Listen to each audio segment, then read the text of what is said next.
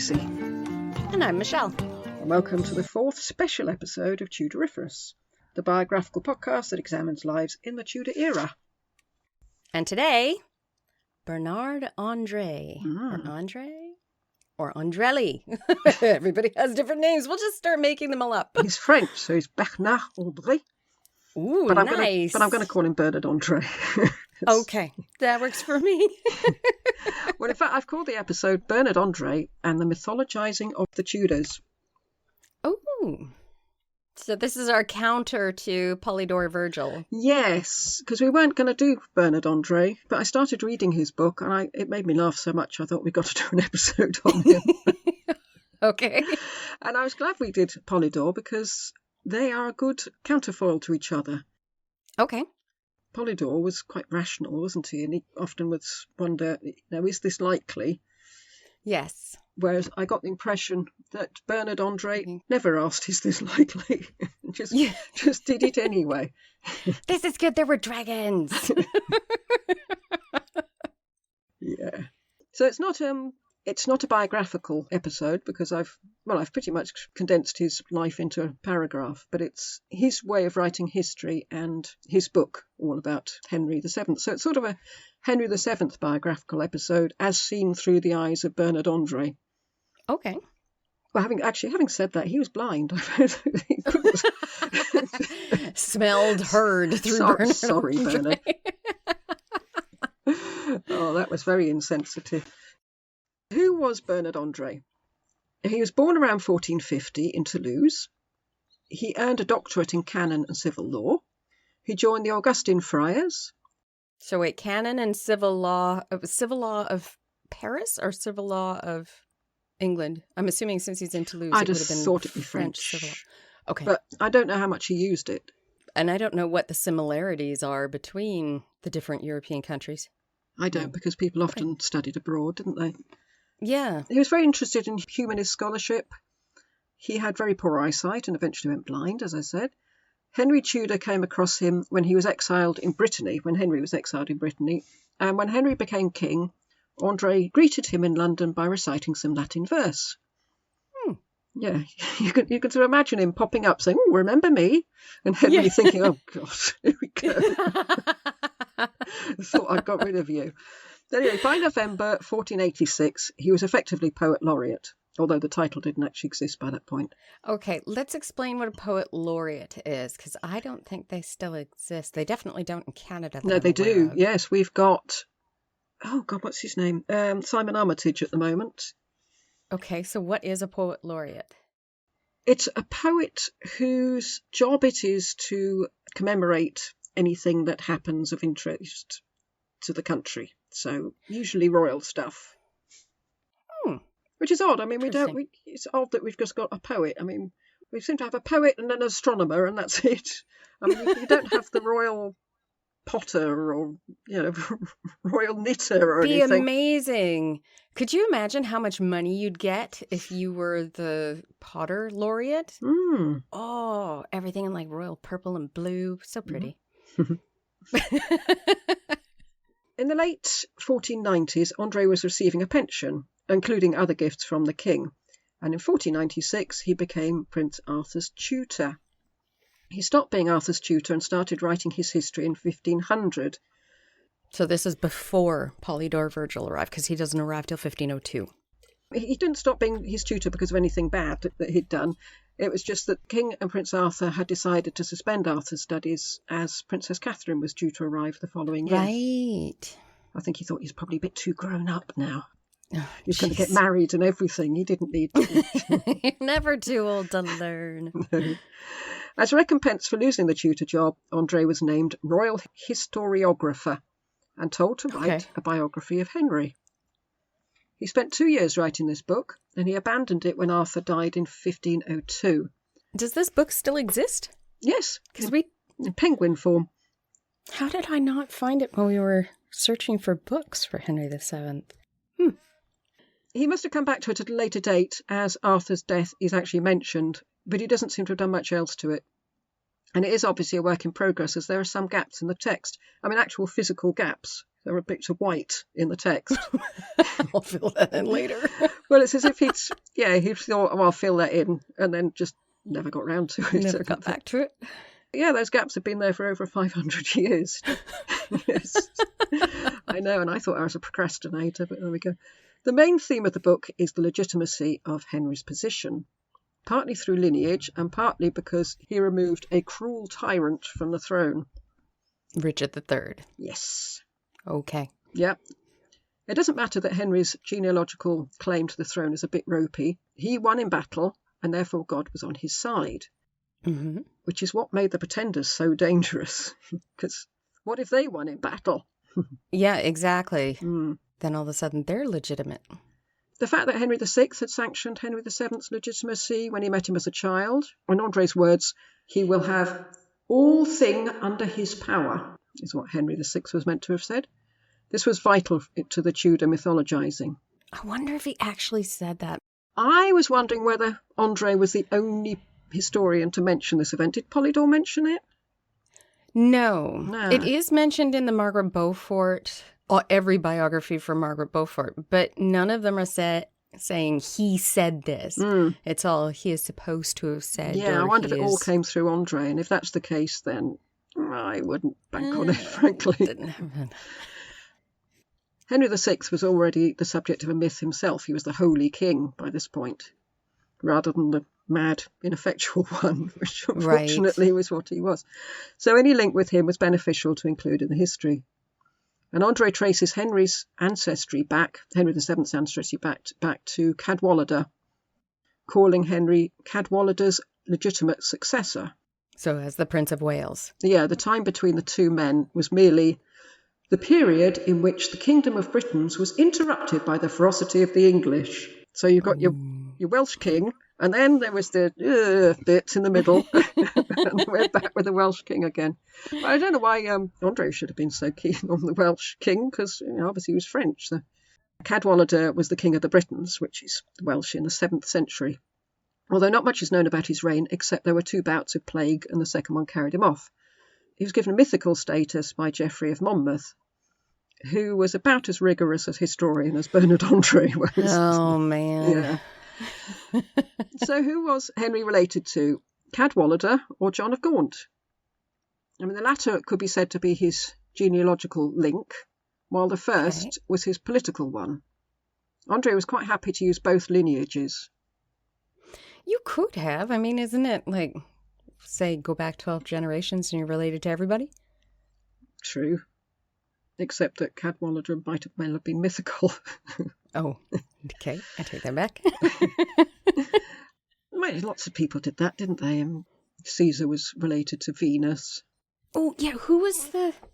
Yeah, they traced their lineage all the way back to Adam and Eve. Yeah. Oh, I can't remember who that was now. The link with the Britons was quite quickly dropped from the Tudor myth, at least as far as the pageantry went. The most prominent link as far as Henry was concerned was calling his son Arthur and making sure he was born in Winchester. I presume he started to play it down because of his reliance on Yorkist support. I mean, the Yorkists weren't interested in whether he's Welsh or not, really, were they? Right. André wasn't the first to vilify Richard III as part of the Tudor mythologizing. Rouse was the one who first described Richard's deformity and monstrous birth. He was the one from the Rouse Rolls that we've come across a couple of times. Dominic Mancini, who was watching the goings-on of 1483. I don't recognise that name at all. No, he's a chronicler. I don't think he even spoke English, so it's all a bit dodgy. Wrote an account stating that Richard acted from ambition and lust for power. Doesn't everybody who ends up king? Kind of have to be ambitious and want power to be there. But the essential ingredients of the crooked-back villain that Moore and Shakespeare picked up are in André's life of Henry VII. André's history offers an insight into the Tudor legend in its early years, and it reveals what people close to Henry were thinking at the time when the long-term security of the dynasty was in doubt, very much in doubt in some places. André's style of history writing is very different from what we would expect from our historians now. But the fact that he invented speeches and conversations doesn't mean he was a bad historian for his day. They they said this. Wait a second, they're in 2 different countries. Yeah. I mean, we don't do that now, but Virgil and More both did. Yes. And the classical historians that André was trying to emulate did, Herodotus, Thucydides, Suetonius, they all put words into their subjects' mouths. Yeah. That they couldn't possibly have known about. And some of the people to whom André gave speeches, he did know personally or knew people who knew them, so he may have got some idea of what they would have said. I'm giving him the benefit of the doubt here. I don't think he deserves it. I'm just sitting here thinking, really? I don't know. Well, that was what they would have said in an ideal world, given that there'd be time for extremely lengthy speeches before you do anything. Right. There are tropes involved in writing royal biographies, and I should imagine that Polydore Vergil probably did at least some of these. Adding verse, a dedication to the patron, mentions of personal connections, biblical and classical precedents, a lot of those in André. The historian reflects on his own inadequacy. Yes, I am not good, I am not worthy, but pay me anyway. Yes. He summarises the work's structure, he discusses the noble ancestry of the ruler, and the book serves a political purpose. Well, God knows this one does. And the difference between André and others is not so much in style as in degree. The history of Henry VII is more of a hagiography than a history. Okay. Everything Henry does is on the most auspicious day, and onlookers marvel to see everything he does. Tutors are amazed at his cleverness. He's generous to his enemies, even to King Richard's dead body after Bosworth. Which... However, although André is hanging up the bunting and striking up the band for Henry, the story he's actually telling is one of one crisis after another. A quarter of the text is taken up with Lambert Simnel and Perkin Warbeck. Well, if you think about it, it kind of felt like it when we were reading about it. There was just nothing but crisis after crisis after crisis. Yeah. Well, he treats these episodes as much as Henry did. I mean, sometimes he says it's the most awful thing that could have happened, and sometimes it's just a mere trifle. We're used to the idea of Shakespeare being Tudor propaganda, and in André we can see where this started. So, let's read the book, or at least parts of it, not the whole thing. I was going to say, this is a long episode. Oh, I know what I was going to say. If you have a glass and a pencil handy, you can ding every time we come across something that you don't think is entirely historically accurate. Right. The dedication. It starts, "O most invincible of kings." And then he launches immediately into references to Cato and to Cicero. And then he decries his own abilities, saying, "Despite the mediocrity of my talent, although you may detect coarseness and poor quality in my style, and declare hereafter that the subject of my writing is beyond me, I shall attempt to write, if not admirably, then at least truthfully, well, if not truthfully, diligently, and as elegantly as possible with the help of our Lord Jesus Christ. Remember the famous saying of Jerome that small minds do not readily comprehend great themes, and that things ventured beyond one's strength are doomed in the very attempt." I don't think anyone has explained to him about marketing. Saying, don't bother to read it, it's rubbish. Just throw it in the garbage. At the start of the history, André starts, "The royal lineage of each parent of Henry VII is most noble." Ding. Ding, ding, ding. He then follows Edmund Tudor's lineage back to Brutus and to Cadwallader on his father's side. Oh my gosh, this is nothing but ding, ding, ding, ding, ding, ding, ding. Brutus, incidentally, is not the et tu, Brute. He was a legendary, and I repeat, legendary descendant of Aeneas. Also legendary. Yes, he was the first Brutus that the second Brutus was supposed to be descended from. Yes. If you listen to Totalis Rankium's... Oh, you have to be a Patreon of Totalis Rankium to hear that. Yes, you do. Yeah, he's a descendant of Aeneas, who's also legendary. So we're going right back to the Battle of Troy here. And he was the founder and first king of the Britons. This is Brutus. On Edmund's side, there were the links to the French kings via his mother, Catherine de Valois, which seems considerably more on solid ground.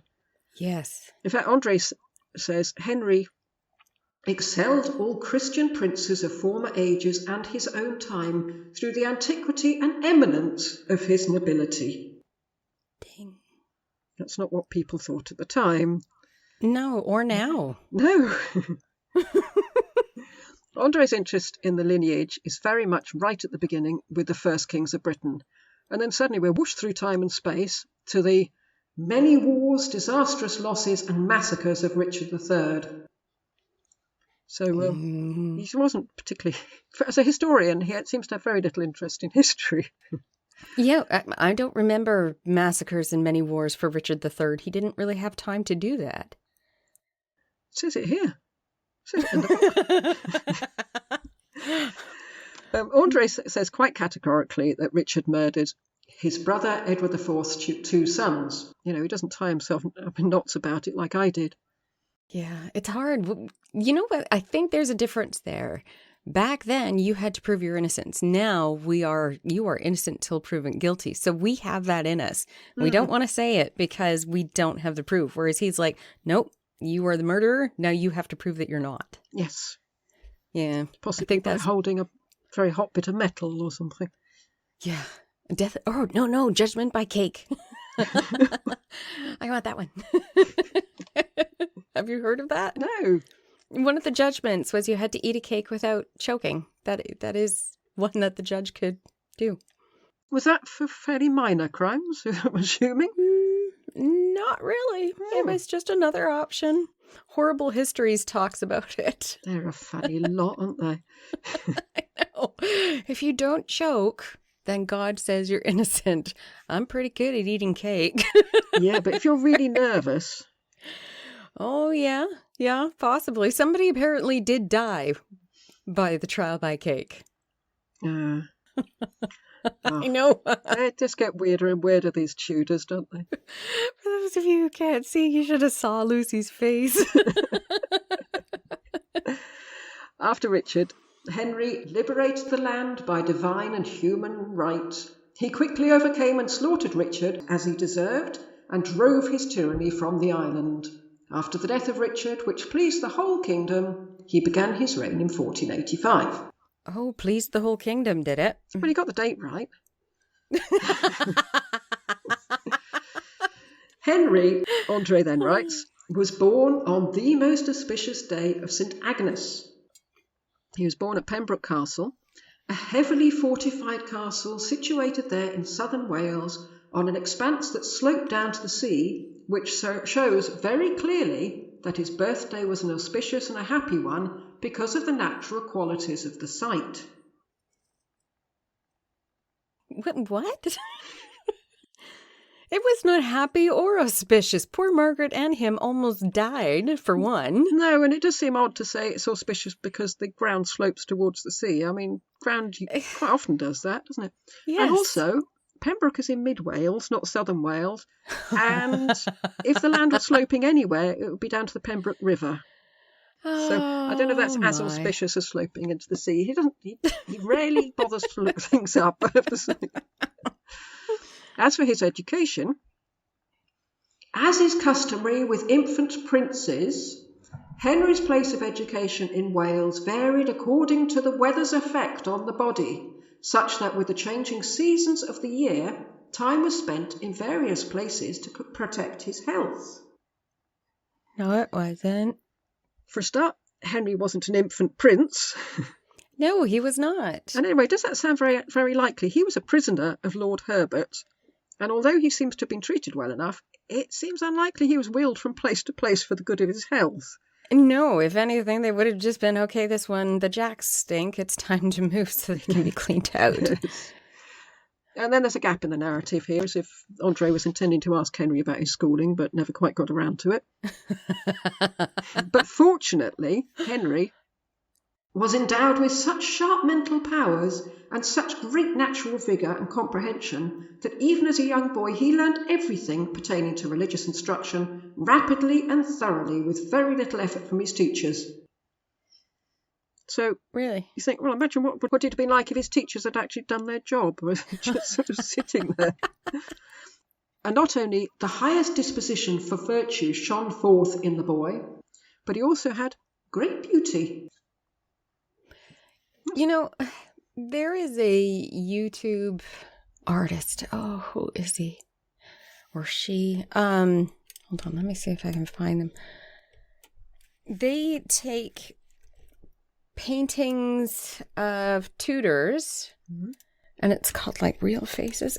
Oh, I've seen those, yeah. I haven't seen one for Henry. Yeah, he's actually, they make him out to be quite handsome when they reduce his youth. Yeah, so yeah, I mean, I think he's fine. I mean, he's certainly a good deal more attractive than his son, isn't he? Yeah, and Elizabeth of York is quite beautiful. So Panagiotis Constantinou. But the episode is The House of Tudor Real Faces, English Monarchs.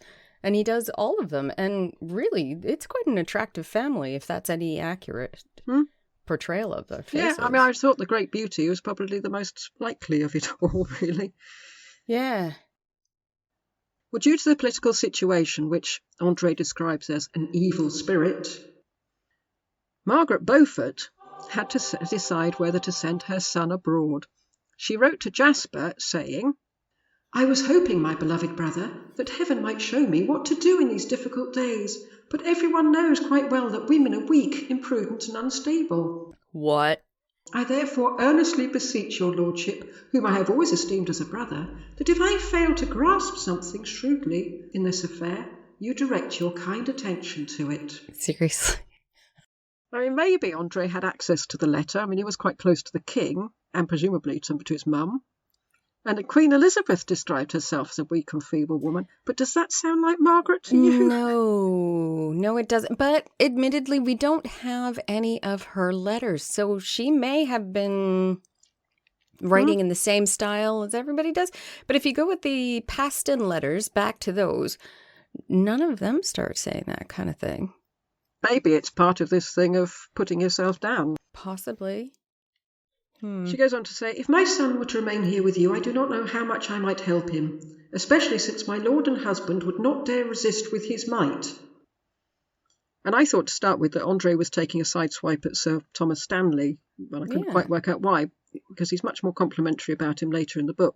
At least he says he doesn't believe he's a traitor, which I suppose is going somewhere. Or is he still talking about Henry Stafford? I think he's talking about Henry Stafford. Yeah. Okay. I mean, it's hard to tell because André's not so great with dates and chronology. After writing the Isabella one, where I was sort of bouncing around to try to keep within a theme, maybe that's what he's trying to do. Yeah, maybe. Yeah, we'll give him the benefit of the doubt. And Margaret decides to send her son overseas. "His life will be safer on the ocean waves than in this tempest on land." Now, of course, Jasper writes back, "You've considered everything so circumspectly and so astutely that almost nothing is left for me to add." Because it wouldn't do André any harm to lay respect for Margaret on with a trowel, given that the book is intended for his son. Yes, and the fact that Margaret was still very influential. She was there, probably peering over his shoulder, I should think, as he wrote. So Jasper and Henry set sail and end up in Brittany, where Duke Francis welcomes Henry with great joy because, to be sure, he knew, for so he had heard from others, that Henry would some day reign in England. He refers to him in a speech to his councillors as the young prince. Yeah, that's nothing but like a foghorn ding. Like, what the heck? And he was amazed, the Duke was amazed by Henry's gravity, good behaviour, gentleness, humility and goodness, both inborn and bestowed from above. That may or may not be true. The Duke was fond of Henry. He was, yeah. But I think you get the picture. I mean, Henry is an all-round good egg. Perfect. And it radiates from every pore for all to see. Meanwhile, back at home, Edward IV, or Edward Earl of March, as André called him, was somehow so vexed and maddened by a fury that he aspired to rule the kingdom as a tyrant. And André, I would have thought, it's on shaky ground here, because I would have thought, as Henry's still very reliant on those people that were loyal to Edward, but disliked Richard. But they loved Edward, especially since Edward actually was effectual. Like, he made some mistakes, but they were coming back economically under him. They were. I mean, he did become quite tyrannical towards the end, but, you know. Yeah. Yes. I think most of them did, didn't they? Yeah, they finally get fed up. Yes. André announces that he can't remember the order that what he calls the internal wars came in, which we now call the War of the Roses. And I can sympathise with him there. I can't remember the order either. But if I were writing a history about them, I would look them up. Yeah. He just announces, I can't remember. Well, I mean... Although I shouldn't say that because we've done that a few times too. Probably. I can't remember who that was. We did that just this episode. That's true.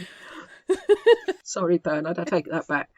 But they culminate in the death of Henry VI. Henry VI is murdered by Richard, Duke of Gloucester, no doubt about it.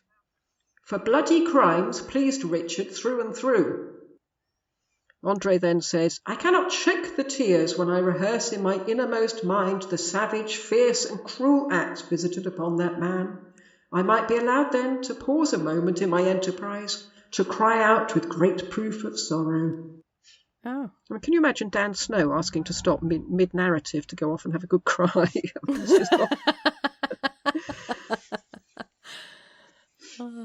No. In fact, André then goes on to have a good rant at God for allowing the sceptre to be wrenched out of Henry VI's hands. The innocent suffer while the evil fulfil their desires. Don't rant against God, though. That's the work of the devil. It's written down. God knows. Accordingly, after these things had passed, behold, Richard, Duke of Gloucester, thirsty for human blood, was sent by his brother Edward IV to slaughter King Henry himself. This is Henry VI.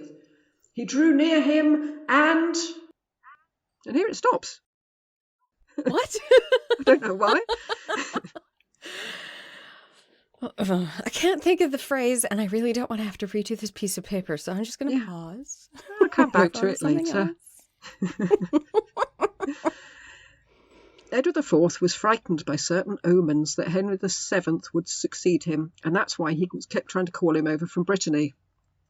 But the Earl's mother, a most cautious woman, we're back to Margaret here, saw through the ruse, and through secret addresses by messages and in letters, she continually forbade him to return. Which is true. True. That one. Yes. At last, when all efforts had failed, Edward secretly attempted to seize the Earl. Are we talking about the time when he did try and he had to claim sanctuary in a church to prevent himself from being taken out of Brittany? But we don't know. Actually, I'm not sure it got that far because... But human cleverness can never prevail against God, for after he was struck down with an illness and died. Some rather suspect cause and effect there, I thought. He didn't die because he tried to get Henry over to this country. Yeah, I don't think so. From overindulgence. Now we get to the true story of the Princes in the Tower at last. Oh, okay. So this is going to put it all to rest. Yep, this is what happened.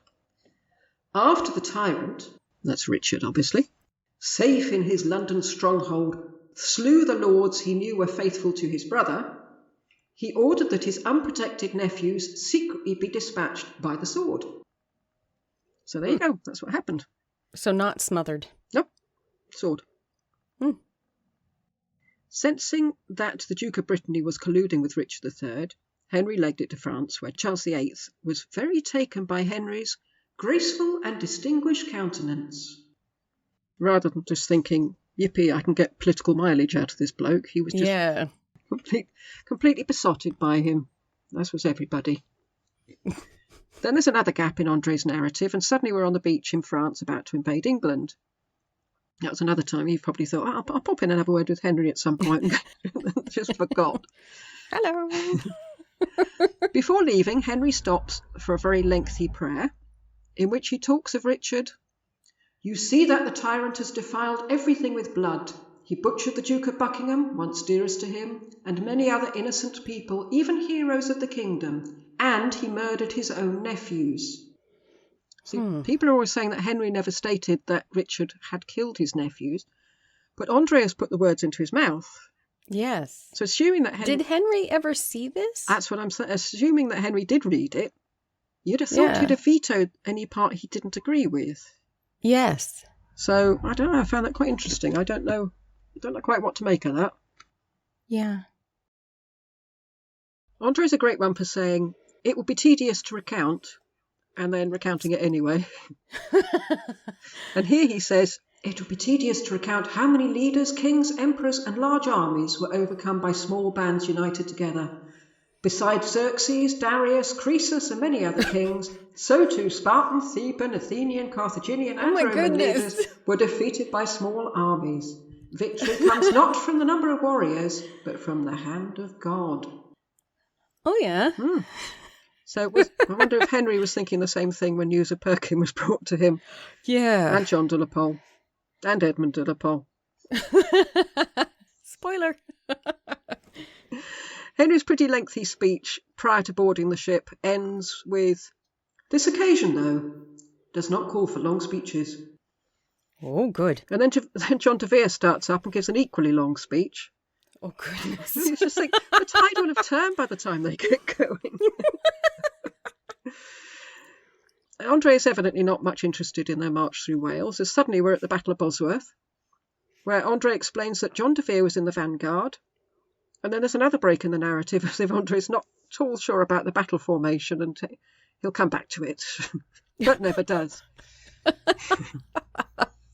And the battle's about to kick off when André says, "Oh, hang on a minute, I forgot to tell you what Henry said when he landed in Wales." So then we go back to that, and there's another long speech. Oh, my goodness. Yeah. I wonder talking to him must have been so scattered. I mean, if it's like this when he's writing... When he's thought it out for a while before he puts it to paper, can you imagine trying to speak to him? I suppose they didn't have cut and paste in those days. I mean, I spend a lot of time moving stuff about and trying to make it into a coherent narrative. Yes. But, except that you've got those blanks, which kind of show that he didn't move things around yet. I don't know. I wonder if he just never got around to editing. This is his first draft. You thought you'd do a good copy, really, didn't you? Yeah. So wait, this actually got published? Well, he did stop when Arthur died. As if I think he was obviously very upset by it, but yeah. I'm not sure if it was published in his lifetime or not. But you wouldn't have thought you would publish something with so many gaps in. I mean, if you don't quite get to the end, that's fine. I mean, we still read Mystery of Edwin Drood, don't we? And listen to the unfinished symphony, but we don't usually expect the unfinished symphony just to have blobs of silence in the middle. We expect it all to be at the end. Yes. Yeah. Anyway, when Richard III heard that Henry had landed, "As a snake feeding on evil plants is inflamed and enraged into madness, he responded like a Hyrcanian tiger or a Marcian boar that has felt its wounds. So Richard, raving and breaking into a sudden war cry, addressed his men." So we've had two speeches from Henry and one from de Vere, and they're all well thought out and temperate and eloquent. And now we have Richard's speech, and it's more like the ranting of a madman. "I order and command you to destroy everyone by fire and the sword, without mercy, pity, or kindness. As for the French and all the other foreigners, cut their throat, annihilate them and crucify them, every one. Slaughter the Earl of Richmond himself, without respect to his blood or noble birth." Noble birth? Would Richard have said that? I don't think so. No, and he wouldn't have called him the Earl of Richmond because he'd given that away. "Or, if you can, bring him to me alive, so that after I have devised some new and uncommon punishment, I may slaughter him with my own hands." So you think if this were on stage, this would be the time for the audience to start booing and hissing, I think, wouldn't it? André said that Henry sent letters to all the potentates across the land. "But the good and prudent Lord Stanley," says André, "clung to the Earl of Richmond." Which is not how I remember it. No, the good and prudent Lord Stanley waited to see who was going to win and then came in at the end. Yes. André leaves out the battle since he says he wasn't there and doesn't feel qualified. Okay, so he's saying he's trying to be humble. Does he ever say, "I am 100% biased in this account"? No. No. But afterwards, surprise, surprise, Henry gives a speech in which he talks of his sadness at beholding the slaughter of so many brave men, whom I charge you to bury honourably. This is a bit of a change from what Richard would have done, isn't it? I mean, he was going to crucify everybody. "I especially think that the body of King Richard himself should be buried with every due respect." I wonder if that was before or after they stuck the dagger in his buttock. And stripped him naked. Hung him over a horse or a mule or whatever it was. Was it a horse or a mule? Yeah. I thought it was a mule. André says that he was in the crowd for Henry's coronation and how he was seized with poetic frenzy and openly recited a poem. A long poem. A very long poem. You can imagine Henry standing there with a sort of rictus grin, wondering when the hell this man was going to shut up and even get on with his coronation. I mean, it sounded as if André just sort of called him over and said, "Oi, Henry, come here, I've got something for you," and then left him standing there while he read this poem. Then follows a description of Elizabeth of York. Marvellous piety, remarkable respect towards her parents, and almost incredible love for her brothers and sisters. And she remembers how her father wanted her to marry this handsome prince. And then there follows an incredibly gushy, girly soliloquy of the sort that a 14-year-old might make in one of those, those lockable diaries. She's about 20 at this point, but she panics. She says, "Yet he may be ready to take another for his wife, one across the sea, more beautiful than I, younger, wealthier, worthier." So I don't think she's understood the nature of this transaction, has she? No. "Perhaps I might ask my mother. Oh, I'm too ashamed. If only I could speak to him."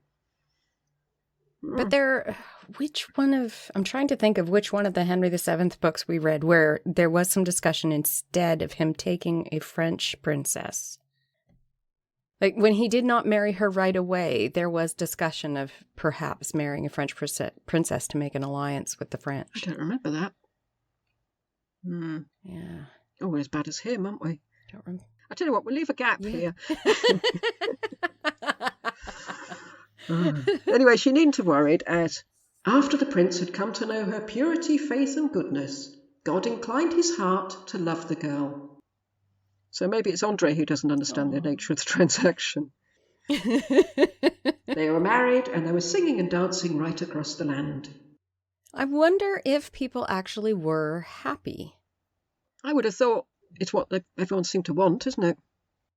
If they were going to have Henry, they wanted to have Elizabeth. Yes, but that was a year later. They're probably singing and dancing because he's finally got round to doing it.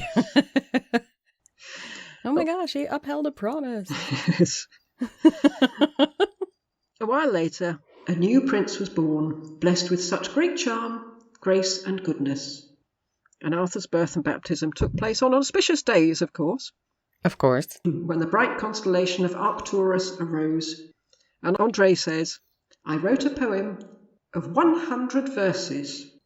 Oh. And he starts to write them in the book, but breaks off after a mere 2 pages because the thought of Arthur's death makes my tongue cleave to its palate. Oh. I bet everyone's thinking, oh, good. And here there's a description of Arthur's education in which André plays down his own role, because he was his tutor, to show it was Arthur's brilliance rather than André's skill that made him such a good scholar. And he lists the work that Arthur has either committed partly to memory or at least turned the pages of. Which I thought was a bit... It sounds as if he's just sort of skipping through, doesn't it? It doesn't really... Yes. And he includes here a poem about Arthur's creation as prince in 1489. And for modern ears, namely mine, it was so chock full of classical allusions, it's virtually unreadable. Oh.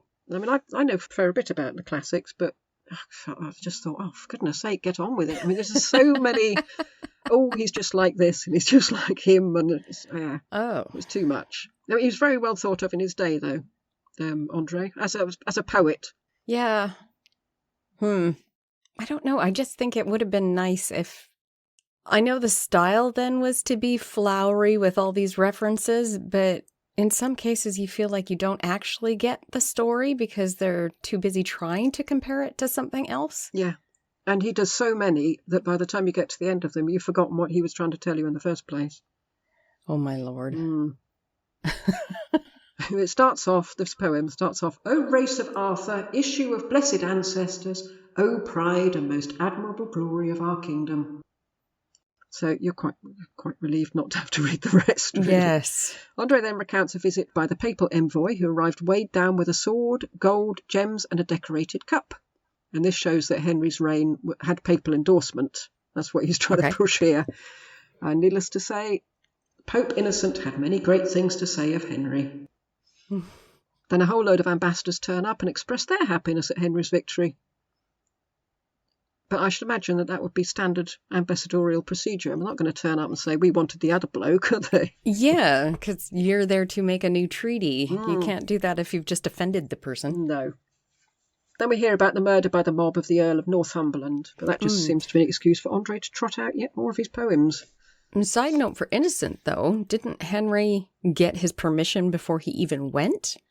With a lot of money and gifts and stuff, if I remember correctly. So it makes sense for him to say, yes, you have the Pope's permission. And be happy about it. But the other rulers? Yeah, I think that might just be lip service. I think even if you're on the other side, when you send your ambassador, the ambassador doesn't say, we didn't want you. The ambassador is there. Unless you're ready for war right now. I'm thinking of Granada and how they said, we're not only not going to give you tribute, we're now making weapons. Yeah, that's true. Lambert Simnel. Lambert Simnel. It's a silly name anyway. It goes without saying that there's no ambiguity as far as André was concerned. Lambert Simnel was not royal. In fact, André gets it wrong. He says he was not Edward IV's son. Well, he wasn't Edward IV's son, I suppose, but he wasn't claiming to be. He was claiming to be George, Duke of Clarence's son, yeah.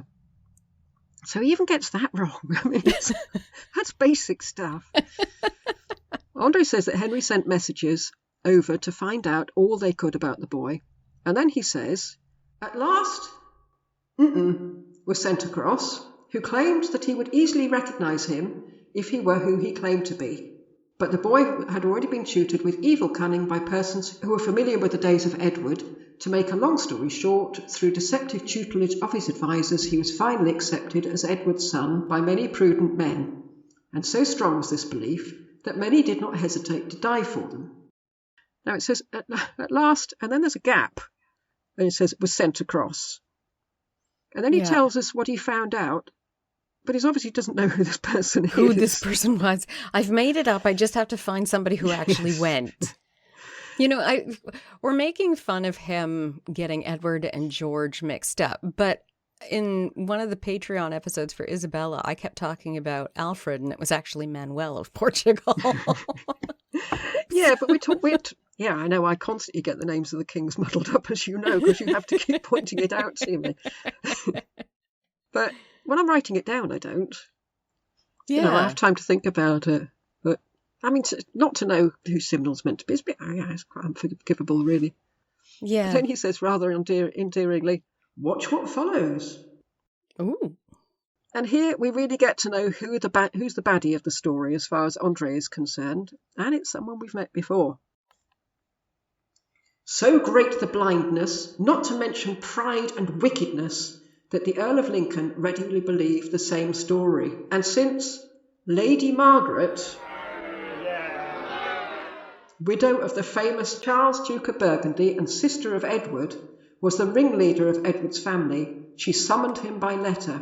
With few aware of such great treachery, he secretly took flight from England and set out in haste to meet her. And so, when as many Germans as Irish were gathered for the expedition, with the continued assistance of Margaret,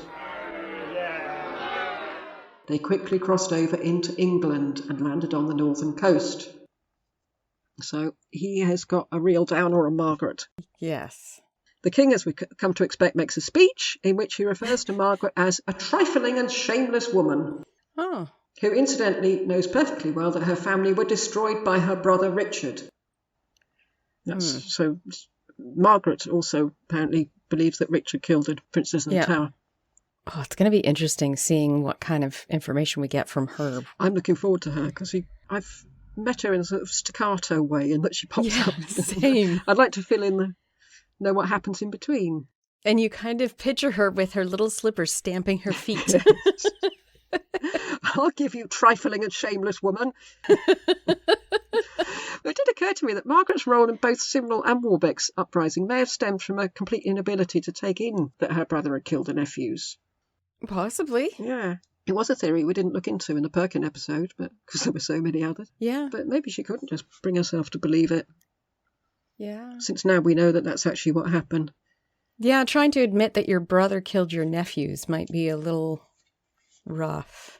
Yeah, especially since she was very fond of her brother, wasn't she? Yes, she was. Anyway, the speech of the king is only 2 pages long, and André says, when he had ended, the Earl of Oxford was ready to respond as before, but since time was short, the king called for silence. So I love the image of De Vere stepping up and saying, if I may add a few words, and Henry saying something like, no, leave it, John, not now. I mean, how humiliating. The Battle of Stoke then takes place, which Henry wins, or rather De Vere wins. Although as far as André is concerned, Henry wins. Yes, of course. Henry was deep in the battle, covered in blood. Yeah. And they won due to a wind which suddenly whirled up while they were fighting. Just as when Constantine contended with the enemies of the church. Yeah. Okay. Yeah, he'd found an illusion. That miserable kinglet of scoundrels who had been crowned in Ireland was captured there in battle.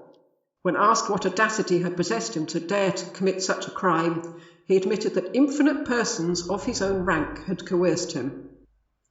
So I'm not quite sure whether he means, I mean, presumably we're talking about Lambert Simnel, and he's saying that John de la Pole made him do it. But I'm not quite sure whether his own rank, does he mean of his own social station, or just who was on his side? I'm not sure. I'm not sure either, because I still don't understand John de la Pole's actions in that. Like, the only thing I could think of was that he was willing to he was already in place by the time John de la Pole stepped in. Yeah. So he couldn't say, well, I'm going to take over because this kid is, like, Lambert would have been a higher rank than him and closer to the throne.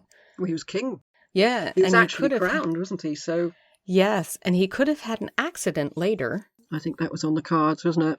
Yeah, it had to have been. That's the only thing I can think of for why he would agree to that. John de la Pole just acting as subordinate for somebody that he must have known was fake. Yeah.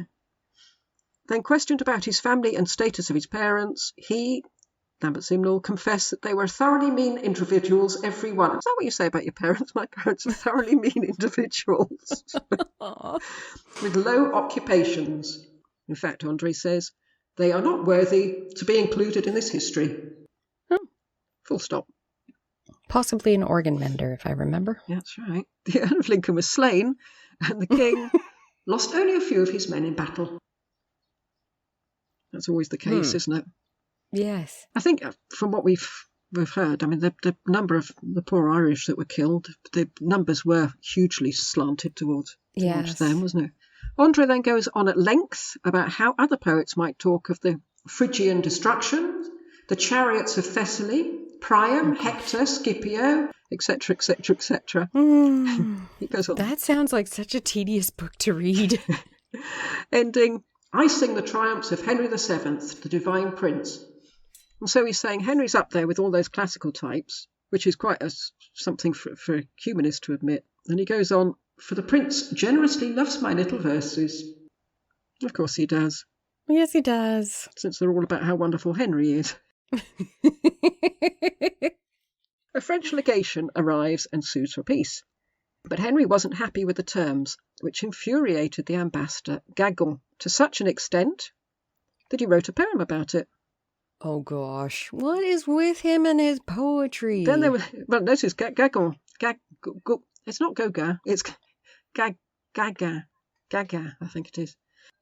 He wrote the poem, and then there's a bit of a poem wars, with the Pope's legate wading in with witty rejoinder about sheep, and the royal secretary joining in with a galling jest in that marvellous manner of his, and then the eloquent orator Vitelli coming up with a biting epigram.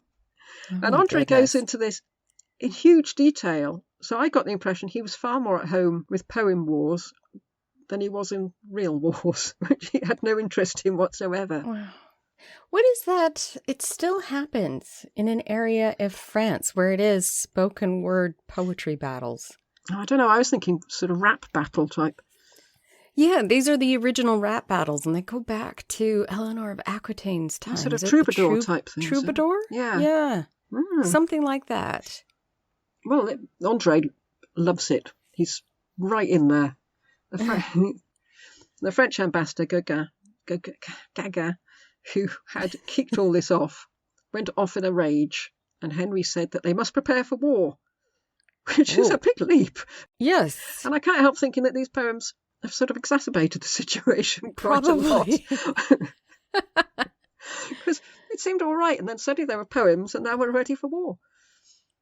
André goes on to say that the ambassadors from various important men, including Maximilian, arrived, but he says, "I shall pass over the reasons for such a great embassy, because it doesn't concern me to speak about royal personages, especially when they pertain very little to my subject." What's your subject then? Of which I gathered that he'd not taken much interest at the time and had now forgotten. Oh, okay. His subject is Henry. Mm-hmm. So the embassies would have had a fair bit to do with his subject, you'd have thought. Then he says, "I may venture to assert one thing, that Maximilian had formerly brought very grave claims of injury against our king, which I shall relate more suitably in another place." But he never does. So we don't know what it is. He's failing on so many levels. It's assumed that he's talking about the economic sanctions put on Burgundy by Henry as a result of Maximilian's support for Perkin. But that's all we get from André at that point, and he never explains. Oh, jeez. So anyway, we're into 1492. Henry goes to France. Before Henry set sail for France, he made a speech. Oh, of course. Is it poetry too? It's quite a short speech. Oh, let's go. Well, I'm not going to read it. He said he was entering on a monumental and arduous war, which he wasn't, but he wasn't to know that at that point, I suppose, was he? True. There's no mention of John de Vere trying to butt into this one. He learned his lesson last time, I think. This is the one where he just gets paid a lot of money and goes home, right? Mm. Yes, and people get angry. Okay. But this is the one where one of the few journeys across the Channel that seems to have gone without a hitch. André says that Henry accepted Charles' peace proposals because he had no desire to shed human blood. Which may have been the case, but, there was money involved as well, wasn't there? As you said, the Treaty of Etaples was handing over large quantities of dosh. Either André didn't know about the compensation paid to Henry, or that Charles promised not to harbour any more pretenders to the English throne. But he had to have known, because everybody knew. That's why everybody was so angry. Well, you get the feeling with André that for a chronicler of current affairs, he has very little interest in current affairs. I wonder what he ultimately thought the job was to do. I really wonder. I think he thought the job was to play up Henry's. Henry might have actually said to him, "It's all a bit ropey for me here. Can you not write something that makes me look a bit more as if I'm meant to be here?" Yes. As far as André is concerned, Henry hurried home, partly because winter was approaching, which it was November, but also because the Queen was missing him. Aww. He said that when the King returned, people were everywhere making merry and rejoicing and singing congratulations on behalf of the victorious King's return from France. I don't remember that. I just remember a lot of grumbling. Yes, people just thought he'd taken the money and run, didn't they? Yes, which he did. André then writes a poem to the Muse, of the type that's usually recited following a successful battle. In fact, there are 4 of them, and they're all quite long. So now enter the baddie again. "What people commonly say is true. Envy never dies. This adage may shed some light on the shameful crime that I shall now relate. For Margaret of Burgundy, who possessed a healthy respect for the royal family," by which I presume he means the Yorkist royal family, not the present one, "and who had been a second Juno to the king," because Juno had opposed Aeneas, and Henry was meant to be descended from Aeneas, "was not content with her old mortal hatred, but conceived a new and unprecedented scheme against him. And because a woman's wrath is eternal, she tried to channel her undying hatred onto the subjects of the king." So now we're talking about Perkin Warbeck here. Yes. "But she could only implement her poisonous plan if she would lure certain insignificant and devious individuals." See, and these kind of comments are why I really want to every so often cheat and pick my own out of the box. Because really, was she like that? It's going to be so different if we find a history that's exactly the opposite of all this. We find out she was fantastic. She was meant to be very charitable, wasn't she? Yeah, well, also, she was regent for quite a while because she was successful and trusted. So there's got to be another side to that. I think so. Well, there's certainly another side to André's take on it. For all we know, he thinks she has horns. So this is the version of the Perkin story.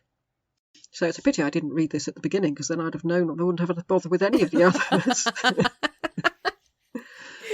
These men fashioned one Peter of Tornai, who had been brought up in England by Edward, as former Jew later baptised by Edward IV. That's Sir Edward Brampton, if you remember him. Yes. As that king's younger son. Pretending that he had been reared in different countries, at last they brought him to France, to Charles VIII. Or rather the French, as some say, to terrify the king, lured him, Perkin, from Ireland with great promises. So we can see that even at this point there's several points of view. But since he realised that his imposture was not being well received by the French, Juno, that's Auntie Margaret, recalled him. I know he says recalled, not called, implying that he'd already been at Margaret's court. Yes, okay. And he set out for Flanders. Later, aided by a favourable wind, he was brought back to Ireland to be crowned. No, he wasn't. I'm not sure whether André was muddling him up with Simnel here. I wonder where he got his information. I think from a very dodgy memory. Mm-hmm. It would be like if I tried to do these things by memory. I mean, I would be constantly saying, oh, God, who was it again? Oh, what was it? There he persuaded a large number of the island's barbarians. Thanks, André. Yeah. With rash allurements. For he explained and repeated from his prepared memory everything about the time of Edward IV, and he also recited from memory the names of the king's close friends and servants, as he'd been instructed by the conspirators, or as he recalled from his own childhood. And André is not suggesting here that he might be Richard, Duke of York, obviously, but that he'd picked all this stuff up while living with Sir Edward Brampton. Okay. That wasn't too clear from his discussion. By this time, the deception had grown into such a believable fiction that even prudent men and great nobles were induced to believe him. What followed next? False prophets spread prophecies far and wide about that deceiver, which completely blinded the eyes of the lower classes and the common people. So this is translated from the Latin, so I'm not quite sure that class would be the right word. So I think he is just as confused as we were. Okay. Then we get the description of the landing at Deal, but with the emphasis on the loyalty of the people from Kent rather than the free beer story. And when the king heard how Perkin's supporters had been captured, he made a long speech. Of course he did. I wonder if they actually did, though, because if you think about it, it's not like they have television or radio to put out news. Perhaps speeches were required. He might have sent out a proclamation, I suppose. You know how long they are. Yeah. Yeah. In less than 2,000 words. Yes. And then there's what's called Juno's speech. And that's, again, Margaret of Burgundy. And that's definitely a fabrication, because as far as we know, André had never had any contact with her. It starts off, "Is it true, my nephew," that's Perkin, "that the fates oppose our efforts? Can it be that Henry's foresight always foils us?" He is too smart. Yep, so Margaret's met her match in Henry, even though Henry, as we know, had been busy elsewhere and knew nothing of the invasion until after it happened. And Margaret even describes Henry as the Trojan heir, given credence to André's story about Henry's descent from Aeneas. Right. Sir William Stanley. André says that Sir William Stanley offered large sums of money both to protect Perkin and to lead him to the throne. I mean, this may have been the case, but in all the books I read about Perkins, Stanley's crime was to say that he wouldn't fight Perkin if he turned out to be the Richard, Duke of York. Yes. He did, however, send his seals to Flanders, which is pretty damning. Whoops. Yeah.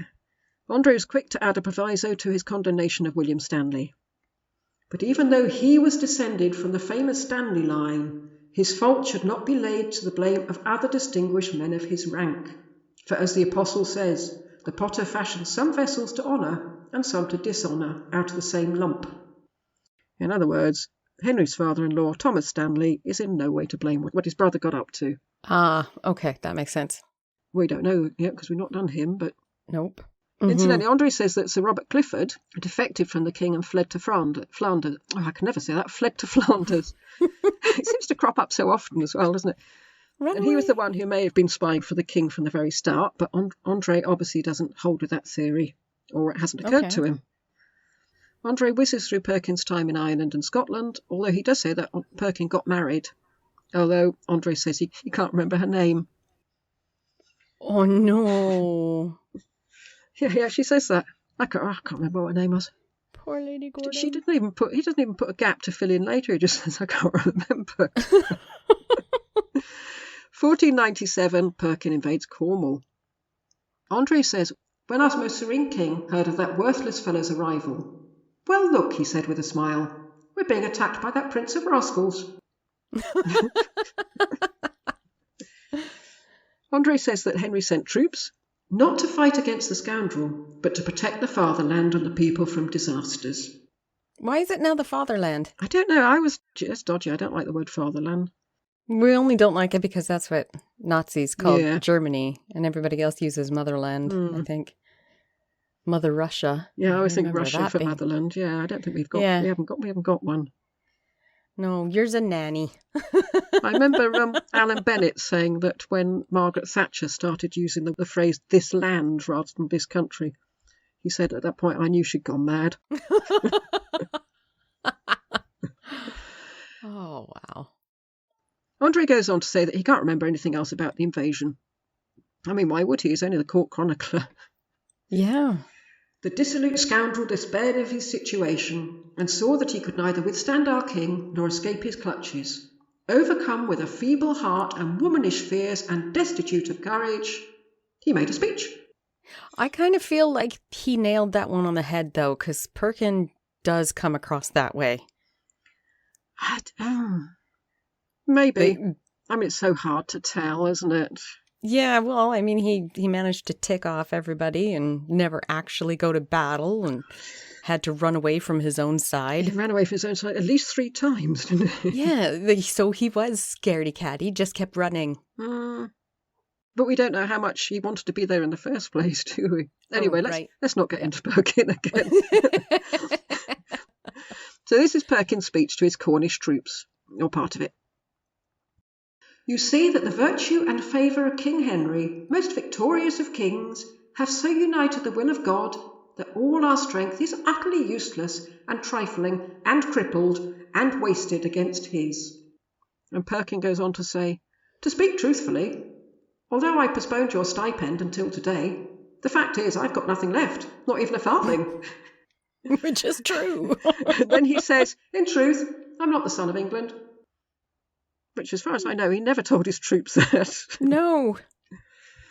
And this is where we heard that the royal servants beat him black and blue. But in this translation, they derided his laughable appearance, because remember, he's in cloth of gold. Rather than the other translation I read derided his ridiculous head. I remember. It started making me think of a Mike Myers movie. I'm trying to read. I think it's I Married an Axe Murderer, where they're talking about that kid that has a huge head. Oh, right. I don't know that one. Oh, it's pretty funny. André admits that he doesn't know what Henry and Perkin said to each other, since it was in private. And anyway, his feeble intellect does not grasp the wise king's many prudent designs. But in André's version, Perkin told his tale and Henry wrote it down, rather than the other way round, which was an equal possibility. Yep. Henry then calls Perkin's wife to him and comforts her with wise words. He told Perkin to tell her what he just told Henry, and the wife, Catherine Gordon, because I can remember her name, even if André can't, replies... She's talking to her husband. Oh, treacherous man, was it because you wished to seduce me with your deceitful stories that you abducted me from my paternal hearth? How wretched I am! What except death is left for me now my virtue is gone? It seems like there is nothing left for me except that which this mighty and merciful king promised. And she leaves to go to Elizabeth of York, and André says her guardians, moreover, were... men of surpassing honesty and goodness. So, with me won't name them. Whoever they were really good. The king then gives a speech to the Cornishmen in a "this is going to hurt me more than it'll hurt you" type way. Aww. And André says that Henry did spare their lives. And he goes on to say, "And although they were all bound together, they raised a shout and sigh and gave greatest thanks to the king." As you would if someone's just told you they're not going to kill you. Yes. And that's where it stops. Okay. Apparently, André abandoned it for 4 years on the death of Prince Arthur. And it's assumed that André abandoned his history rather than intending to finish it here, since apparently he meant it to be a history of Henry VII and Louis XII of France. Oh. And Louis XII never gets mentioned. No, not at all. Yeah. I mean, following Henry's death, André faded from court and he died in 1521 or 22. And his history was used as a source up until the 19th century, but then history became a bit more rigorous at that point. Okay. And his cavalier attitude to chronology and his making up of conversations that he couldn't possibly have been privy to had made historians turn away from him. Mind you, he's still quoted in books, though, isn't he? Yes. Yes, he is. The biographer of Richard III, Charles Ross, has referred to André's description of Richard as elegant toadying to a royal paymaster. Very true. Yeah. I like that phrase. Daniel Hobbins, who translated the version I read, said, "As a repository of facts, the work is mostly, though not entirely, a failure." And when Henry's tutor, John Holt, died, André should have been the one to replace him because he had been tutor to Arthur, and instead the post went to an obscure grammarian, William Hone. And why had André not been given the post? One reason was that Hone spoke Greek. Another reason was that André was not very popular among many people because he guarded access to the king so vehemently that Erasmus called him Cerberus. Oh, really? Yeah. Some at court were worried that if André were to get the post of tutor, they'd never get to see the king at all. I wonder how he and, I found nothing in Polydore Vergil even mentioning this Bernard André. So I'm wondering, because Polydore got asked to write the history, so did the king read Bernard André's and think, oh my God, yes, I need another person? Do we have anybody in the room? Could someone come and do it properly? Yes. So there we go. That's the history of the reign of Henry VII, according to the rigorous historicity of Bernard André. And that is why, since reading this version, I've dismissed everything that was attributed to him since I come across him in books. Yeah. Basically, all you need to do is put in caveats. I'm going to enter this in because people used him in the past, but he doesn't know what he's talking about. Yes, I'm very surprised that when you do come across quotes from him, they have said a few times, but quite often they just quote him. And nobody says, I would take this with a pinch of salt, because he's not here to do history, he's here to praise the king. I wonder if they're writing it with the thought that the people reading their book would know that already. I don't know. I didn't know that until I read his book. Yeah. Just assume that if someone's quoting from a chronicler, that they might know what they're talking about. But yeah. No, I enjoyed reading his book because he keeps thinking, hang on, that didn't happen. He didn't say that. She didn't do that. But I think I'd enjoyed it less if I'd read it before we started doing this podcast, because I wouldn't have known all these things. But now we know quite a lot about it. Yes. We can pick up on all of these things. And laugh at them. Yes. As people will come and later on and do a podcast about our podcast and laugh at all the things that we've got wrong. Probably. We are not infallible. No. So there we go. Well, thank you for listening to Bernard André, special episode number 4. And I think... Is it Philip next? Philip is next. I think so. Well, we don't have to tell you about the details of the podcast. We don't usually do that on these, do we? We just say goodbye. Yeah, but we do have Patreon. And if you'd like to join us, we would love it. We're getting some quite good feedback on the Isabella episodes. Yeah, excellent feedback. Yes. Yeah. If you like the in-depth that we go into, we really went in-depth. And the next one will be all about the human body on Patreon. Yes. And then we've got Leonardo da Vinci after that. which will also be in depth given the thickness of the books that I've already bought on the subject. Yeah, I've got almost a shelf for Isabella. Some of them I didn't even reference because I didn't end up using their information. I found it. Others were a bit more clear, that kind of thing. I got one book that's about 3 inches thick on Leonardo, so we shall see. That's going to be exciting, actually. I'm really looking forward to that. So, we'll see you then. See you then. Thank you for listening. Goodbye. Goodbye.